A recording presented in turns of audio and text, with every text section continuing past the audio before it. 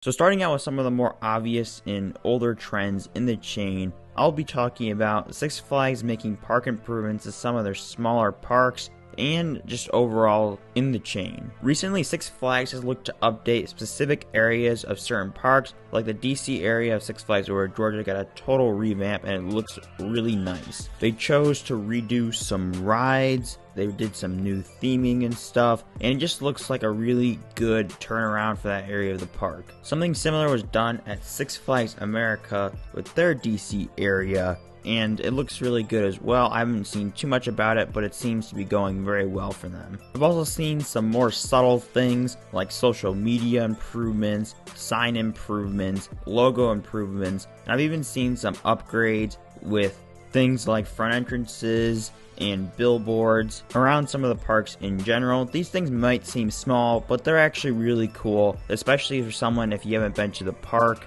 before and you're seeing these nice new big signs, whether it be in the highway or in the park. It makes everything just a little bit more appealing and a little bit more enjoyable as a whole. The next thing that Six Flags has been changing lately is the way they're pushing their season passes and memberships.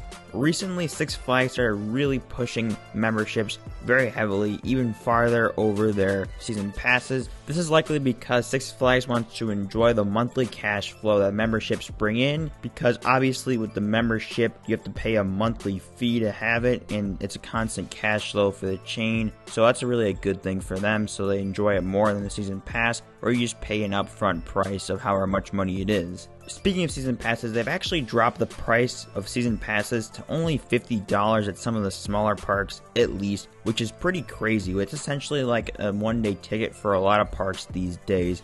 And a $50 season pass is really a steal in my opinion. So they're still obviously trying to get season pass sales up, but memberships are still the first priority. Another smaller thing that Six Flags has been doing a lot this past year, mostly due to the COVID-19 pandemic, to make a little bit of extra money, is having more special events and special sales. I remember back earlier in the summer, Six Flags started off this event thing with the whole drive-through safari at Great Adventure and at Six Flags Discovery Kingdom as well. The drive-through is the Six Flags' strategy of getting their safaris run in a safe way. Obviously, in the case of Six Flags Discovery Kingdom, they couldn't open the park, but they still want to make a quick buck, so they did this little drive-through, which seems to be a good temporary solution for them to get more money as well. As the season raged on, Six Flags started doing more and more drive-through events with a bunch of holiday specials at some of the parks that didn't open, and for some of the parks that did open during the season, they had some drive-through specials during the weekdays on the days the actual park wasn't actually open. Six Flags started offering something like this at Great Adventure, and some of the parks that didn't open, you could do little drive-throughs and walkthroughs to the parks for a small fee or free with your season pass or membership, so they really just say the park is still technically open even though they're actually closed. This has also led to a lot of sales and specials that Six Flags has been running, because now they can say the parks are open longer, which we'll actually address in a minute. But this is piggybacked into more ad campaigns for the parks, which is a bit of a change from what we saw from Six Flags before. Another thing I want to mention is that Six Flags Darien Lake is going to be doing a show in their parking lot, so that just goes to show what Six Flags is going to be doing in the future, especially during the COVID era. Another thing we are beginning to see, as I mentioned earlier, is shorter off seasons, and I'm not just talking about these events, I'm actually talking about the parks being open for an actually longer period of time than they were prior to the COVID-19 pandemic. In fact, a lot of parks all across the country, even all across the world, have been extending their operating schedules. For example, the Texas parks for Six Flags have pretty much become year-round parks, as a few other parks have in the country. And a bunch of parks on the East Coast will actually be opening in March opposed to April or May. For example, Six Flags America is opening March 6th, which is like a month early for them, which is crazy. So they're going to be really having a 3-month off season if this keeps up. I wouldn't be surprised if you see Six Flags extending operating calendars for a lot of other parks around the East Coast or around the whole country as a whole as well. Six Flags actually stayed open on weekdays for some of the times during their Halloween events, so they're really trying to add as many operating days to their calendar as possible, and that's actually adding a lot of days to your membership or season pass that might have been lost in 2020, which is definitely a good thing for us. Not the best sign for Six Flags, but it's definitely a good thing for us. The next change in the Six Flags chain that we will be discussing is the hiring of new employees, new presidents, new CEOs, and all stuff like that. Six Flags has shaken up a lot of their staff lately, especially considering the financial conditions that the company is under right now. They will definitely be looking to make some changes in the future. We just saw a new park president at Six Flags America, with Richard Pretlow being hired to be the park's new president, so that seems like a good hiring for them. With him in specific, I know he worked at Busch Gardens in Williamsburg before, and there's a lot of great people that come out of that park, so it's great to see a new hiring of someone who will give a little more perspective to that park. But that is just one example of what I think could be be many employee and executive changes going on throughout the Six Flags chain over this next year or two. The next topic of discussion that I actually discussed last week in another video is Six Flags will be looking to invest in the smaller parks more. Six Flags has been putting a lot of bigger flat rides into some of their parks like Six Flags America and La Ronde, potentially setting the stage for some bigger investments coming into these parks over the next decade or so, which would definitely be a great thing to see these parks improve a little bit. Obviously that growth will be a little bit stunted by the lack of brand new attractions coming to the chain in 2021 and possibly 2022. But anyways, I think the chain will be looking to invest more in the smaller parks as we get back to a more normal time in the business world. If you want to see my full video on how to make smaller Six Flags parks great again, take a look at the iBox. There probably has been something popped up there during this time, so make sure to go check that video out if you want to see some more in-depth thoughts on that. The next few topics that I'm going to cover all sort of tie into each other. They all fall under the category of predictions more than anything else, but I think there's a lot of good evidence to back up some of the things I'm going to say. So let's get into it. The first thing I'm going to cover is a change in the manufacturers and coaster models that Six Flags is looking to purchase from. Six Flags has always been the chain to try something new or try a new concept out by buying a whole bunch of them, and I would definitely not be surprised to see a change in the manufacturer that Six Flags buys from. They haven't bought a free spin in a while, but they're still buying S&S coasters, so I think they will still remain in the mix. Six Flags actually strayed away from RMC. Other than Jersey Devil, they haven't really bought that many RMCs over the past few years, and it looks like they might be trying out the new GCI Titan track, so that could be a potential replacement for the iBox track. Who knows what they're going to do with the Raptors? I think they'll keep buying them, but I don't think we're going to see that many iBox conversions in the Six Flags chain from here on out. I also look towards Zamperla to become more involved with the chain as well, because they've been buying tons of flat rides for them, and even a Wild Mouse occasionally.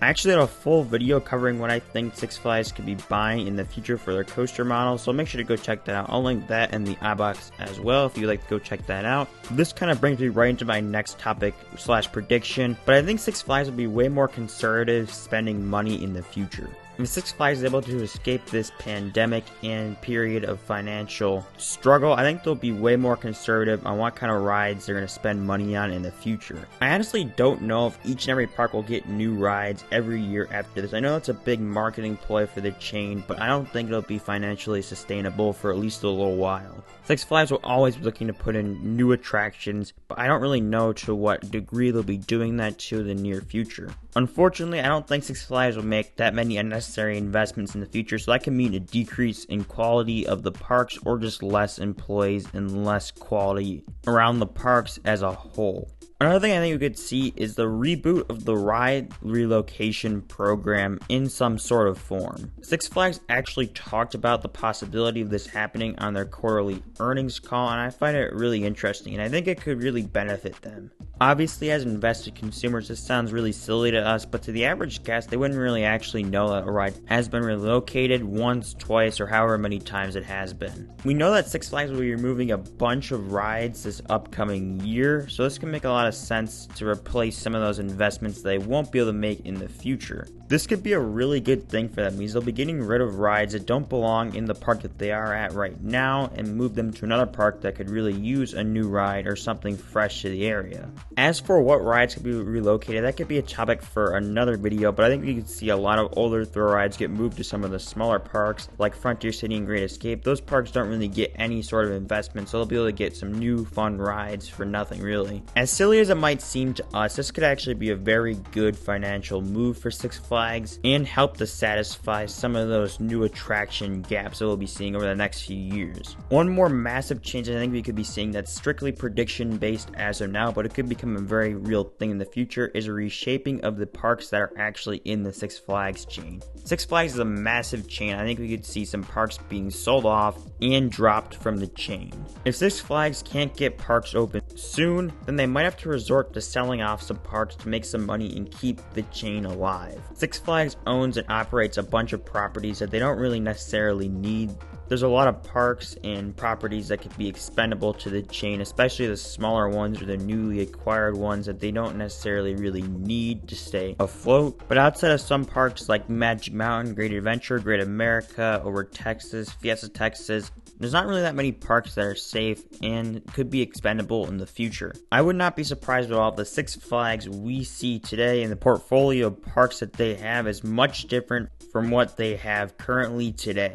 However, I would not be surprised at all if Six Flags actually tries to buy more parks that could potentially help them get out of their financial hole. We've seen them try this in the past and have had some degree of success with the acquisition of parks like Darien Lake and Frontier City and a various number of water parks all across the country, but we could be seeing some acquisitions to the chain in the near future, potentially replacing some of these parks that we could see get the boot in the future, but only time will tell if they require more parks or they release some parks. I just wouldn't be shocked to see any of it. But overall, Six Flags is making lots of changes to their business practices, like a lot of other companies have been, but Six Flags is going to be seeing some dramatic changes over the next few years, pretty much regardless of what happens in the future. They've already underwent a lot of personnel changes, and that will automatically inspire change throughout the chain, wherever that may be. So just in that movement alone, we'll change a lot of things. We'll see new visions come into the chain. We'll see new ideas, new concepts, and a lot of new stuff coming to Six Flags chain,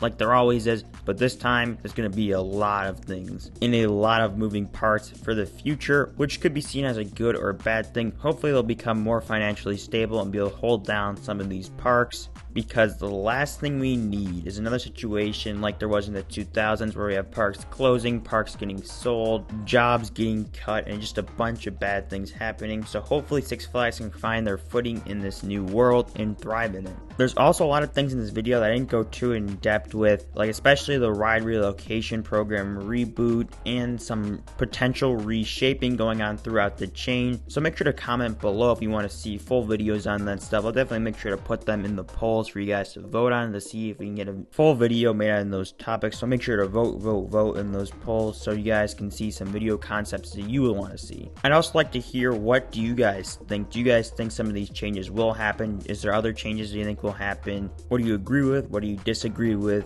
Just make sure to put all those thoughts down in the comments below. Just make sure to do so respectfully and we'll have no problems. Also, make sure to like and subscribe if you already haven't, and a like would really help us beat the YouTube algorithm and get this video out to as many people as possible. And subscribe to see more Six Flags content coming very, very soon. But I really appreciate you guys for making it this far in the video. This was a really long video, one of the longest videos we've had in a long time. So if you made it this far, I really appreciate you. But with all that being said, I'd like to thank you guys all for watching, and I'll see you all in the next video. Thank you.